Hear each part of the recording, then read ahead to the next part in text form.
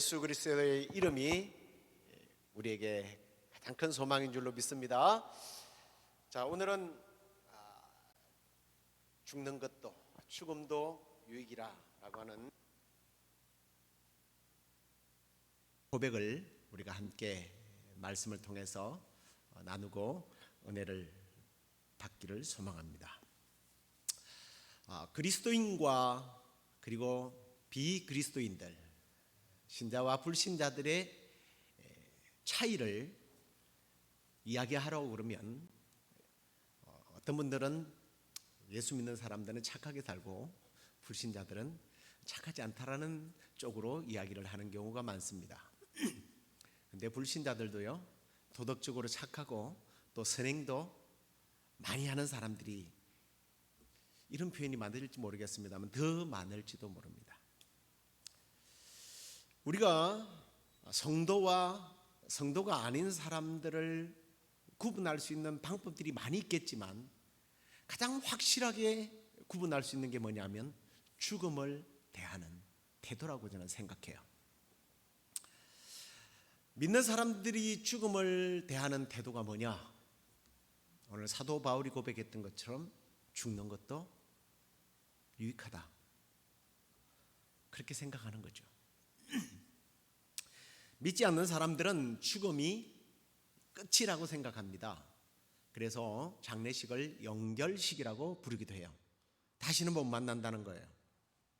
그래서 믿지 않는 사람들은 이런 말들을 합니다. 개똥밭에 굴러도 이성이 좋다. 근데 그들의 말이 틀린 말이 아니에요. 왜요? 좀 죄송한 이야기지만 그들은 영원한 형벌로 들어가기 때문에 그래도 이성이 나은 거예요. 그래서 막연하지만 심리적으로 우리의 잠재의식 속에는 항상 하나님이 우리에게 주신 영혼이라는 것이 잠재의식과 틀립니다만 그 영적인 동물이기 때문에 죽음을 생각하는 순간 어떤 태도가 나오느냐 하면 오늘 히브리서 2장 15절 말씀을 보십시오. 또 죽기를 무서워함으로 일생에 매여 종로로 하는 모든 자들을 놓아주려 하심이라. 예수님께서 믿지 않는 우리 인간들을 구원하러 오셨다라고 이야기를 하면서 인간은 죽음을 무서워한다 라는 표현을 하고 있는 것을 봅니다. 사실 우리가 그랬잖아요. 예수님을 알기 전에, 믿기 전에는 죽음을 두려워합니다. 죄의 종이었고 사탄의 종이었던 우리는 예수 그리스도로 말미암아 자유케 되었지만 믿지 않는 사람들은 아직도 죄와 사망의 그리고 사탄의 포로가 되어 있기 때문에 그들은 영적으로 죽음을 무서워하는 거예요. 자, 그런데 시간이 많지 않기 때문에 본론으로 들어가서 바울이 왜 죽음을 유익하다고 그렇게 표현할까요? 첫 번째는 죽음은 자유예요. 자유를 얻기 때문이라는 겁니다. 오늘 우리가 읽었던 23절을 다시 보십시오. 내가 그 둘 사이에 끼었으니 차라리 세상을 떠나서 그리스도와 함께 있는 것이 훨씬 더 좋은 일이라 그렇게 하고 싶으나 하는 바울의 독백이 나옵니다. 여기 보면 죽음과 삶 사이에 어떤 끼어있는 갈등하는 바울의 모습을 우리가 보게 되는데, 그런데 여기서 이 갈등은 주님께 가 있는 것이 훨씬 더 좋지만 그러나 뭔가 있어야 할 이유가 있기 때문에 겪는 갈등이란 말이에요. 사실 사도 바울이 이런 갈등을 안 할 수가 없는 것이, 지금 현재 사도 바울은 어떤 상태예요? 여러 차례 선교 여행을 끝마치고 지쳐 있었어요. 늙었어요. 병들어 있어요. 자기 스스로 글을 쓸 수가 없어서 다른 사람이 대필해 줄 정도였어요. 그리고 그는 지금 감옥살이를 하고 있는 중입니다. 팬데믹 상황이라 바울이 겪었던 전체적인 그 고난에 대한 이야기를 다 할 수는 없으니까요. 좀 짧게 해야 되잖아요. 그의 자서전적인 글이 사실은 고린도후서예요. 이 고린도후서 11장 23절 이후에 보면 사도 바울이 자신이 겪었던 그 수많은 고난들에 대한 나열을 쭉 하는데요. 수없이 매를 맞았고 옥에 갇히고 배가 파손이 돼서 죽을 뻔한 경험이 3번이나 있었다는 이야기를 하고, 헐벗고 굶주리고 이방인들로부터서 또 동족들로부터서 많은 박해를 받았다는 그런 고백을 하게 됩니다. 그리고 지금은 그렇게 늙어 이제 그냥 자기의 수명이 다해서 죽는 것이 아니라 곧 참수가 될 그런 상황이란 말이에요. 그러니 차라리 죽는 게 낫죠. 그렇지만 죽을 수 없는 이유가 24절에 보면 내가 육신으로 있는 것이 너희를 위하여 더 유익하기 때문이다 라는 이야기를 합니다. 자신이 전도하고 세운 교회의 성도들의 신앙 때문에 그들이 영적으로 더 성장하기까지는 자기가 너무 힘들지만 그래도 이 생명을 유지하고 있다는 거예요. 지금 이 사도 바울의 사고가 뭐예요? 이기적인 것이 아니라 이타적인 거예요. 우리는 그런 사람들을 보고 성숙한 사람이라고 부르고 또 거룩할 성자를 붙여서 성인이다 라는 말을 하게 됩니다. 근데 사실 아이들을 보면요, 자기 중심적이에요. 자기밖에 몰라요. 그래서 어른이 되었지만 아이 같은 행동을 하는 사람을 보고 우리는 성인 아이다라고 말을 하죠. 성숙하지 못한 거예요. 대부분 사람들은요, 사실은 자기중심적이에요. 근데 바울과 같은 사람은 자기를 위해서가 아니라 타인을 위해서 너무 힘들고 어렵지만 살아야 할 이유를 말한 겁니다. 그러면 사도 바울이 구체적으로 그 이유가 뭐냐? 다시 23절을 보십시오. 내가 그 둘 사이에 끼었으니 차라리 세상을 떠나서 함께 있는 것이 훨씬 더 좋은 일이라. 여기 보니까 나는 떠나서라고 하는 이 단어에서 사도 바울이 왜 죽음이 유익하다라고 하는지 그 이유를 발견하게 됩니다. 여기 이 떠난다라고 하는 말이 헬라어에서는 이 아날로라고 하는 말인데요, 죽음을 이해하는 사도 바울의 관점과 이 빌립보 도시에 사는 군사 도시였던 이 빌립보 사람들이 가장 잘 이해할 수 있는 단어를 여기서 아날로, 떠나다라고 하는 말을 씁니다. 그리고 이 말은요, 사실은 이 디모데후서에서도 4장 6절에 보면 전제와 같이 내가 벌써 부어지고 나의 떠날 시각이 가까웠다라고 디모데후서 4장 6절에도 이야기를 하는데, 여기서 이 떠난다는 말이 이 군인들이 주로 사용하는 그런 말이에요. 제가 얼마 전에도 장례식에 이 말씀을 소개를 했습니다만, 남자들이 이제 군대 이야기하는 거 여자분들이 참 싫어한다고 그러는데 설명할 방법이 군대 용어니까 군대식으로 설명하는 수밖에 없어요. 군대 가면 야외 훈련을 하게 됩니다. 그러면 군인들이 함께 잘 수 있는 야외 텐트를 치게 되죠. 군대 안 가신 분들을 위해서 어떤 텐트인지 한번 좀 보여주시기 바랍니다. 자, 이게 군대용 텐트예요. 보통 한 분대들이 이렇게 들어가게 되는데, 이 텐트가 튼튼하게 되기 위해서는 폴대를 기둥을 세우고 이 기둥 옆에 뭐가 묶여 있어요? 로프가 묶여 있어요. 줄이 묶여져 있습니다. 자, 이 전쟁 중에 저의 모습을 잡아주세요. 이제 병사들은요, 이 텐트에서 쉬게 됩니다. 근데 이 텐트는 그들이 영원히 거할 텐트가 아니죠. 임시용이에요. 그리고 더군다나 이 로마 군사들은 전쟁 중이란 말이에요. 전쟁 중에 저 텐트에서 쉰다고 하지만 이게 쉬는 게 아니지 않습니까? 부상을 입은 동료들이 신음소리를 하죠. 언제 적군들이 기습해올지 모르죠. 초긴장 상태에서 무슨 잠이 오겠습니까? 쉴 수 있겠습니까? 하루하루 피를 말리는 싸움을 하는 거예요. 그런데 어느 날 집합 나팔 소리가 쫙 울려 퍼집니다. 병사들이 전쟁인가 하고 막 무기를 들고 긴장한 표정을 하고 덜덜 떨면서 서 있는 이 병사들 앞에 지휘관이, 여러분, 그동안 전쟁을 하느라 수고 많았습니다. 드디어 우리 로마 군대가 적을 무찌르고 적들이 항복했습니다. 이제 집으로 돌아갑니다. 짐을 싸세요. 자, 얼마나 흥분된 말이에요. 드디어 사랑하는 가족들에게 돌아간단 말이에요. 그 흥분된 가슴을 안고 텐트에 들어가서 짐을 다 꾸리고 나서 마지막으로 하는 게 뭐예요? 이 텐트를 푸는 거예요. 다시 텐트를 보여주시겠습니까? 그 다음 그림을. 그때 이 텐트에 이 줄을 푸는 것이 이 텐트를 마지막으로 싸기 위해서 시작하는 첫 단계란 말이에요. 이걸 로마 군대들은 아날로라고 외쳐요. 이 뜻은 풀다라는 의미도 있지만 자세히 보니까 자유라는 의미가 있고요. 그리고 이 사전을 계속 찾아보니까 이게 출발이라는 말이에요. 출발한다. 그리운 나의 집으로, 나의 가족이 있는 곳으로, 아버지의 집으로 돌아간다라는 거예요.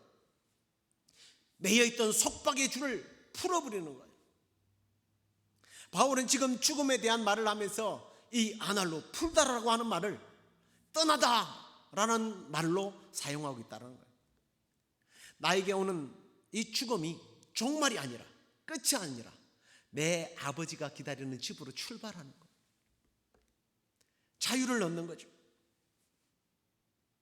나는 오늘 내 아버지 집으로 돌아간다. 바울이 생각하는 죽음은 그래서 자유예요. 무엇으로부터? 죄로부터 자유. 육체의 한계를 벗어버리지 못하는 이 나약함을 풀어버리고 자유하는 것. 실제로 우리가 가장 힘든 게 뭐예요?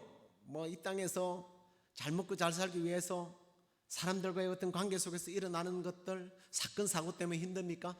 사실은요, 이 죄의 문제가 가장 힘든 거예요. 사실 죄 때문에 우리가 병들고 죽고, 죄 때문에 다투고 싸우고 분쟁하는 거예요. 발악한다고 나 스스로 이걸 해결한다고 해결될 문제가 아니란 말이에요. 이것이 완전히 해결되는 방법은 죽음이란, 죽음을 통해서 죄의 속박으로부터 드디어 완전히 벗어나게 되는 거예요. 예수님도, 바울도 그래서 죽음을 또 한편으로는 뭐라고 표현해요? 잔다라고 표현을 하더라고요. 잔다. 이 잔다라고 하는 성경적인 의미는 사실은 이게 무의식 상태로 이렇게 골아 떨어진다 이런 의미가 아니고, 평화로운 자유의 상태에 동참한다는 성경적 의미는 그런 의미예요. 자유와 평화를 완전히 경험한다라는 그런 의미로 성경에는 사용한단 말이에요. 죄의 휴증으로부터 완전히 벗어나서 우리의 영이 먼저 예수님께 돌아가는 평안의 안식의 자유를 누리는 상태. 그래서 바울은 유익하다는 거예요. 두 번째로는 죽음을 통해서 예수님을 완전히 대면하게 된다는 거예요. 고린도전서 13장 12절을 보십시오. 우리가 지금은 거울로 보는 것 같이 희미하나 그때는 얼굴과 얼굴을 대하여 볼 것이요, 지금은 내가 부분적으로 하나 그때는 주님께서 나를 아신 것 같이 내가 온전히 알리라. 이 사랑장에 나오는 내세에 대한 내용이에요. 우리가 죽기 전에는 사실은 아무리 우리가 신령하다고 해도 주님을 아는 것이, 천국을 아는 것이 거울을 보는 것과 같다라는 거예요. 요즘처럼 이렇게 거울을 보면 다 보이는 그런 시대에 쓰여진 성경이 아니에요. 거울은 여러분이 잘 알다시피 16세기경부터 이 유리가 발달되면서 거기다 수온을 붙여서 만든 거라, 이 1세기경에 이 거울이라는 것은 뭘 문질러 가지고 대충 보는 거예요. 그러니까 희미해 가지고 자기 얼굴조차도 잘 못 보는 그런 상태란 말이에요. 근데 거울과 같이 보는 것이 아니라 마주 본다라는 거예요. 우리 그래서 대면 예배 뭐 이런 걸 드리지 않습니까? 아무리 우리가 처소에서 TV를 가지고 이렇게 지금 잘 볼 수 있지만 그래도 대면 예배가 더 은혜로운 것처럼 이거와 비교가 안 되죠. 그렇게 그리던 예수 그리스도, 우리 하나님에 대하여 명확하게 볼 수 있다. 그래서 사도 바울은 죽음도 유익하다는 거예요. 세 번째로 죽음이 유익한 이유는 아름다운 신부가 되기 때문이라는 겁니다. 성경 말씀을 보십시오. 시편 116편 15절에 보면 성도의 죽는 것을 하나님께서는 귀중하게 보신다는 거예요. 근데 여기에서 이 히브리 말 귀중히 본다라고 하는 말이 뭐 약하라고 하는 이런 말인데 뭐 발음은 좀 이상합니다만 값지다, 귀중하다, 아름답다는 그런 표현인데 이게 어원적으로 보면 아름다운 그리고 혹은 귀중한 여자라는 뜻이에요. 존귀한 여자라는 뜻이에요. 여러분, 여자가 가장 존귀하고 아름다울 때가 언제예요? 신부의 모습이죠. 신부의 모습. 결혼식 날 신부가 가장 아름답지 않습니까? 죽는 날이 신부가 예쁘게 단장하고 신랑 앞에 서는 날과 같다라는 거예요. 정말 그럴까요? 요한계시록 21장 9절 말씀 보십시오. 우리 한번 같이 읽어보겠습니다. 7 대접을 가지고 마지막 7 재앙을 담은 7 천사 중 하나가 나와서 내게 말하여 이르되 이리 오라. 내가 신부 곧 어린 양의 아내를 내게 보이리라. 우리는 예수님 앞에 누구래요? 아내예요. 신부예요. 그래서 우리는 신랑 되신 예수님을 기다리는 사람들이에요. 나를 믿는 자는 죽어도 살겠고 살아서 나를 믿는 자는 영원히 죽지 아니하리라. 우리 주님께서 재림하여 우리를 신부로 데려가시기도 하지만 먼저 죽는 자들은 영이 신부가 되어 예수님께 안긴다는 거예요. 우리 주님이 재림할 때 어떻게 재림하시고 우리가 재림하기 전까지 어떻게 주님을 맞이하는지에 대해서 제가 영상을 여러분들에게 링크로 보내드렸는데 보신 분들이 얼마나 계시는지 모르겠습니다. 수단과 방법을 가리지 말고 꼭 그 영상을 한번 보시기를 추천합니다. 우리가 신부로서 어떻게 믿음 생활을 감당해야 될지, 우리 주님이 어떻게 오시는지 가장 성경적으로 잘 풀어놓은 말씀이에요. 아무튼 재림하여 주님이 이 땅에 오셔서 산자를 신부로 맞이하는 것뿐만 아니라 우리 죽는 자들은 우리의 영이 예수 그리스도 앞에 신부의 모습으로 가기 때문에 죽음이 유익하다는 겁니다. 자, 악으로부터, 죄악으로부터, 이 전쟁터로부터서 벗어나서 아버지 집으로 간다. 그리운 나의 집으로 돌아간다. 그리고 가서 내 가족을 맞이하는 것처럼 예수님을 마주 대하게 되고 그냥 시시하게 피 흘리는 모습으로 선 것이 아니라 아름다운 신부의 모습으로, 가장 존귀한 모습으로 예수님 앞에, 하나님 앞에 서는 그날이 죽음이라는 거예요. 자, 그래서 사도 바울은 여러분, 우리 모두 빨리 죽으십시다. 결론이 그거예요? 아니에요. 바울은 그런데 자기는 지금 죽을 수가 없다라는 거예요. 왜요? 우리가 읽었던 말씀 보면 24절에 너희를 위해서, 너희의 유익을 위해서. 이 말은 무슨 말이에요? 아직까지도 내가 해야 할 사명이 있다는 거예요. 숙제가 있는 거예요. 군대용으로 말하면 복무기간이 끝난 것이 아니에요. 하나님은 전역을 시켜주지 않는다는 겁니다. 하나님께서는 우리에게 맡겨주신 사명이 있기 때문에 더 머물러 있어야 한다는 거예요. 그러면 대충 시간이나 때우다가 전역하면 되지. 뭐 군대 가면 군인들이 그런 소리를 합니다. 말년병장이 되면 국방부 시계는 거꾸로 매달아놔도 간다 뭐 이러면서 우리 군대용어로 개긴다고 그러는데 우리 하나님은 그렇게 내버려 두지 않아요. 우리에게 피 흘리도록 싸우라고 말씀하십니다. 대충 시간만 때우다가 전역을 하겠다? 우리 군대대장 되신 예수님은 그렇게 우리를 내버려 두지 않는다는 거예요. 그래도 주님께서 반겨주시겠지? 아니요. 약하고 불충성스러운 종아 바깥 어두운 곳에 내어 쫓아라. 그게 성경적인 결론 아닙니까? 신랑이 언제 올지 모르니까 즐기다가 결혼 날 잡아놓은 것이고